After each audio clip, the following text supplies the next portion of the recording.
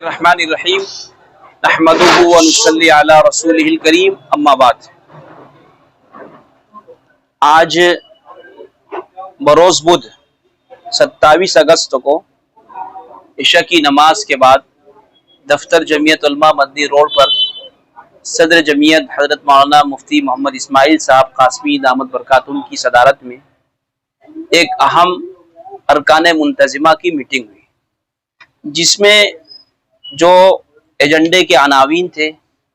ایک ایک عنوان پر اچھے انداز سے حاضرین سے ارکان منتظمہ سے رائے لی گئی اور اس کے اندر جو ہے امور طے ہوئے۔ پہلا جو عنوان تھا آج کی میٹنگ کا وہ یہ تھا کہ جمعیت علماء کے دستور کے موافق عملی سرگرمیوں کو منظم طریقے پر انجام دہی کے لیے مختلف کمیٹیوں کی تشکیل۔ جمعیت علماء یہ صرف ایک تنظیم نہیں بلکہ جمعیت ایک ایسی تنظیم ہے کہ مسلمانوں سے متعلق جتنے بھی مسائل ہیں سبوں کی اندر یہ رہنمائی کرتی ہے۔ جمعیت کی ایک باڈی ہوتی ہے، مین باڈی، صدر، جنرل سیکریٹری، نائبین صدر، خازن، سیکریٹریز، ارکان منتظمہ اور ارکان عاملہ، یہ پوری کمیٹی ہوتی ہے۔ لیکن اس کے ساتھ ساتھ جمعیت کے بہت سارے ذیلی شعبہ جات بھی ہوتے ہیں، انہی کا آج انتخاب ہوا۔ ایک کمیٹی بنائی گئی اصلاح معاشرہ کمیٹی کی، اسی طرح سے یاد محبان وطن کمیٹی بنائی گئی۔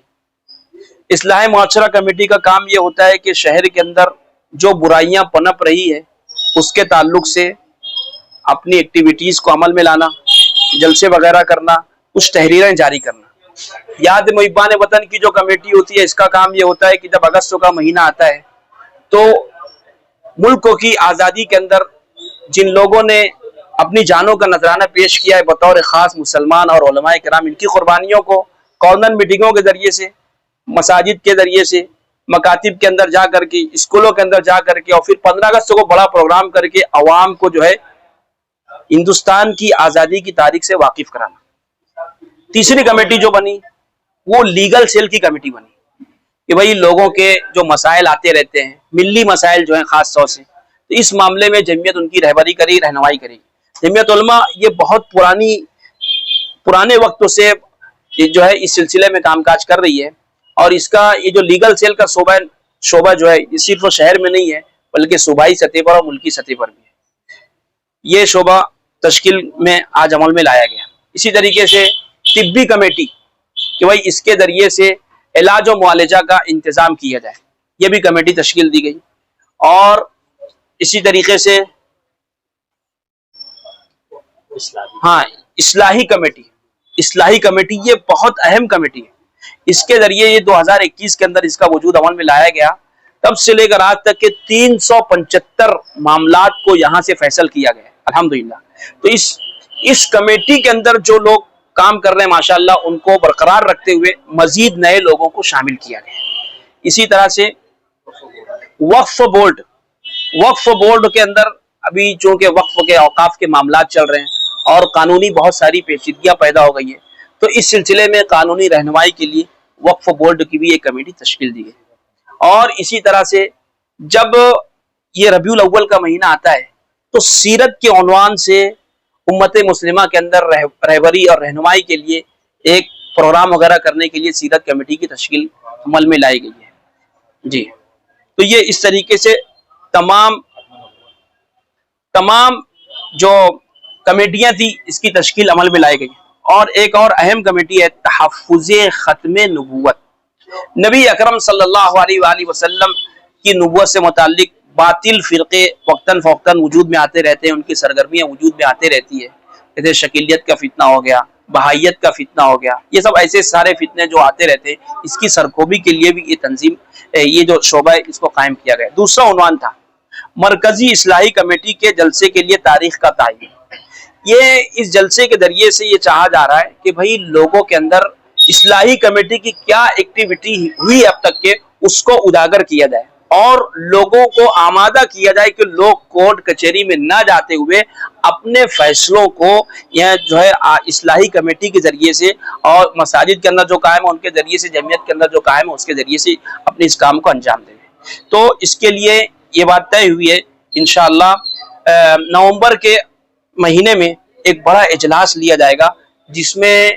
جو مرکزی شخصیات ہیں، دارالعلوم دیوبند ہے، اس طریقے سے ڈابیل ہے، جمعیت علماء ہند ہے، جو ایسے مرکزی جو تنظیمیں اور ادارے ہیں وہاں سے رابطہ کر کے کسی نہ کسی کو بلایا جائے گا۔ جو متوقع مقررین کے نام آئے اس میں مفتی ابو القاسم بنارسی ہیں اور مولانا سید اشد رشیدی ہے، ڈابیل سے مفتی حفظ الرحمان سملکی وغیرہ ان کے نام ہیں۔ اسی طرح سے سیرت النبی صلی اللہ علیہ وسلم کے متعلق سیرت کا پروگرام، اس تعلق سے یہ بات طے ہوئی کہ 12 ربیع الاول کو جلسہ جونی مسجد اسلام پورہ کے اندر عشاء کی نماز کے بعد ہوگا۔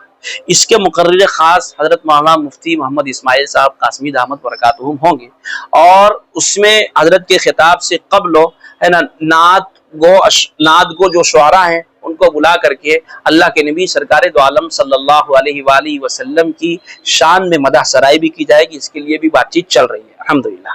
اور دیگر امور باجازت صدر میں کئی چیزیں آئی، ایک تو دینی تعلیمی بورڈ کا جو معاملہ تھا اس کے تعلق سے بھی بات آئی، اور اس کے تعلق سے حضرت صدر محترم نے کچھ ہدایات دی ہیں اور کچھ افراد کو متعین کیا، وہ انشاءاللہ اس مل کر کے اس طریقے سے کام کاج کریں گے۔ اور اسی طرح سے جمعیت کا جو حساب ہے وہ بھی انشاءاللہ اگلی میٹنگ کے اندر 2 سال کا جو حساب ہے وہ خازن کو حضرت نے حکم دیا ہے، انشاءاللہ وہ بھی اگلی میٹنگ کے اندر پیش کیا جائے گا۔